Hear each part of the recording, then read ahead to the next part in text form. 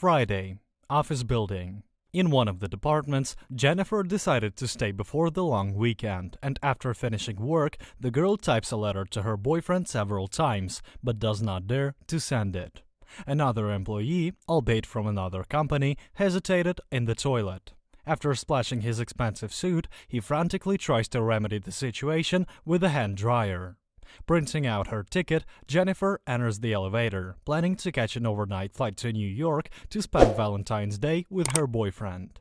A few floors below, the very handsome man from the toilet, called Guy, sits down next to the girl. An intelligent man starts an unobtrusive conversation and distracts the girl for a second by showing her a funny drawing on the wall.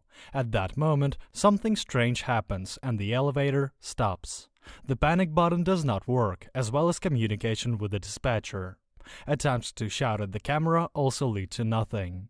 Jennifer tries to call, but the connection in the elevator does not catch either her or the guy's phone. When it becomes clear that no one will come to the rescue, since the building is already empty, the couple decides to get out through the top.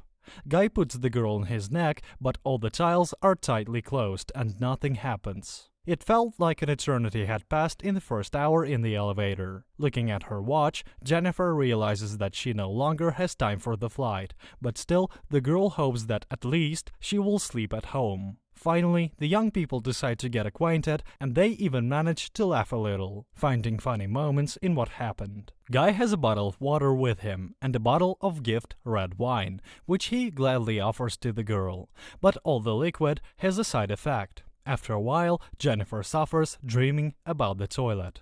It is not possible to fight shame for a long time. The girl has to overcome herself and relieve herself in a thermos. But Guy at this time behaves like a real gentleman, turning away and covering his ears. Trying to pass the time, the couple begin to exchange stories from their lives, and both admit that they have no one to notice the disappearance. Guy has been full-time at work for a long time, and Jennifer was just about to surprise her ex-boyfriend, whom she recently broke up with. In honor of this, young people still decide to uncork the bottle, and sitting on the floor, they continue the conversation, telling more and more about themselves. At night, when the wine runs out, the couple decides to paint a little and draw portraits of each other. Guy becomes completely frank and admits to the girl that he sees her not for the first time. In fact, he has been drooling at her for a long time, but he did not dare to approach her all this time. They start talking about food, but unable to stand the hunger, Jennifer asks to change the subject and talk better about dirty secrets. The girl offers to play a game, talking about where they had the most unexpected intimacy. Jennifer recalls an incident in the library from her student life, but the accountant turns out to be crystal clear. There was nothing in his life that he could boast of. In order not to be considered a bore, the guy agrees to come up with a vulgar story on the go, and this introduces a little awkwardness due to the physical characteristics of men. The conversation does not pass without a trace. Both young people are excited, and in order to remove the excitement, the couple decides to have fun. Both are satisfied, but when everything ends, Jennifer seems to come to her senses. She immediately decides to clear everything up and warns her friend that there will be no continuation. When they get out, she will fly to New York to improve relations with the ex-boyfriend. It seems to the girl that honesty is the most important thing, and she asks the guy not to be upset. Everything was fine, but she does not want to lie to him.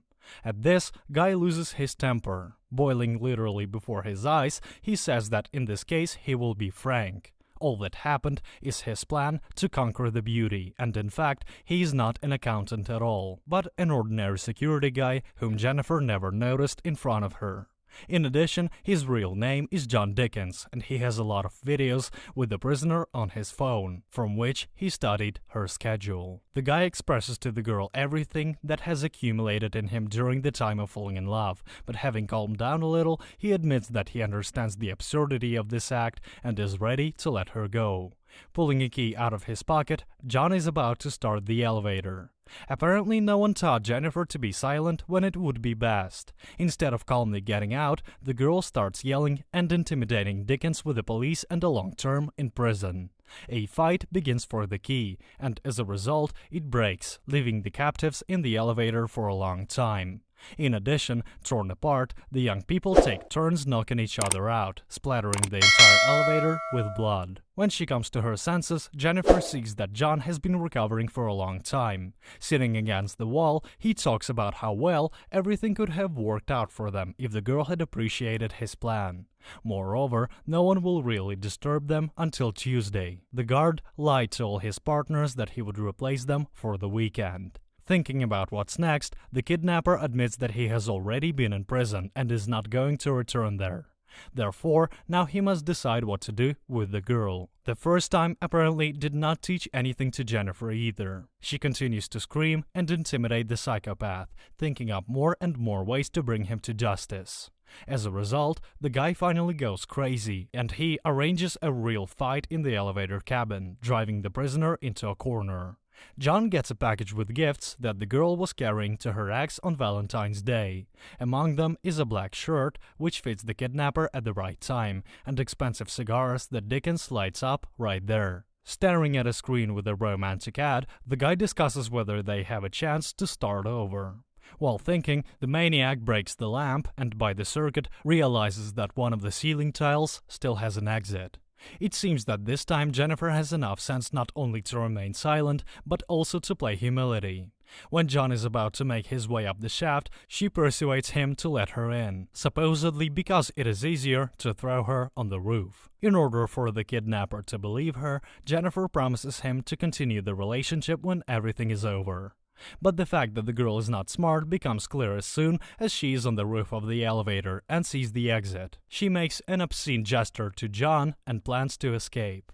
An angry madman rushes around the cabin and, as a result, having built a rope from thrown clothes, gets out to catch the girl and end her once and for all. The smart guy quickly catches up with the fugitive right at the door, and she does not have time to get out.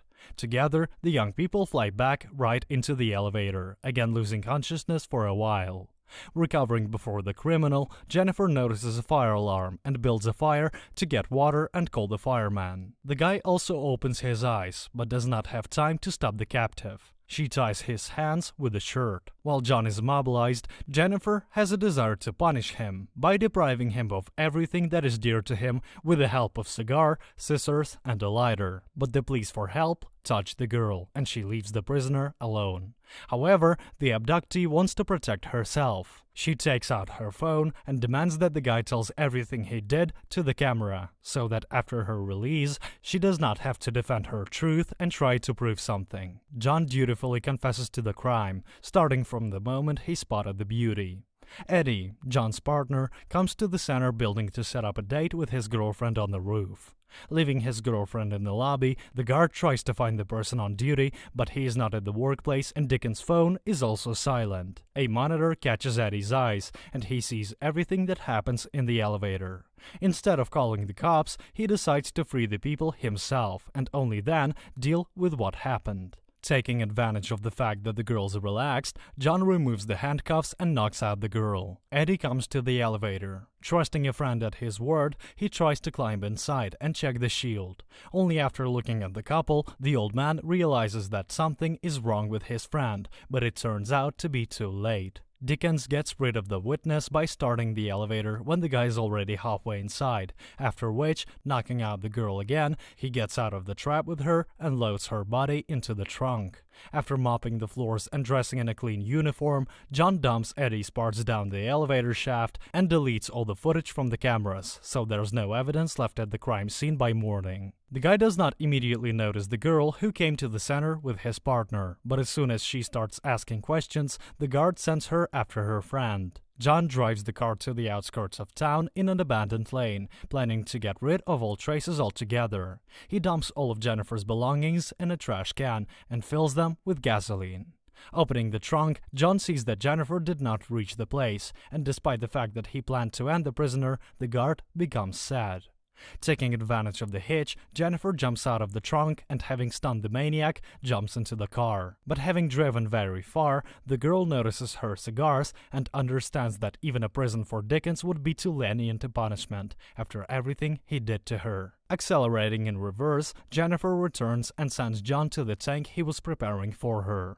This time, the girl does not intend to feel sorry for the tyrant, and after finishing her cigar, she makes sure that Dickens cannot harm anyone else. Subscribe for more videos like this, turn on the notification, and leave a like to help the channel out. Thank you for watching.